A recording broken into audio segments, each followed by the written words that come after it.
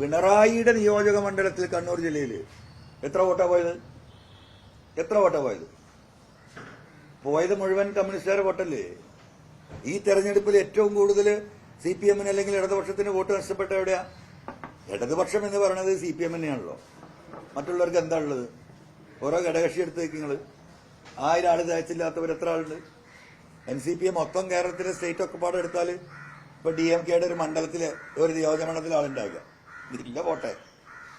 അല്ല, നമ്മൾ പറയാതിരിക്കാൻ നിവൃത്തില്ലല്ലോ. സത്യത്തിൽ ആ കാര്യത്തിലൊക്കെ CPM സമ്മതിക്കണം. കാരണം ഈ പറയുന്ന ഘടകകക്ഷികൾ ഒരു മനുഷ്യനില്ലാത്ത, പിന്നെ അത് കഴിഞ്ഞിട്ട് ഏതാ? NCP കഴിഞ്ഞിട്ട് കോൺഗ്രസ്. എന്താ സ്ഥിതി? ആ സാധുവല്ലാതെ മൂപ്പരിങ്ങനെ നടക്കുന്നില്ലാതെ ഒരാളുണ്ടോ? ഒരാള് എന്റെ വാപ്പാനെ കൂടെ കൊണ്ടുണ്ടായിരുന്ന സാധുവാണ്. അയാൾ താത്വികര, അതിലൊന്നും യാതൊരു തർക്കമില്ല കേട്ടോ.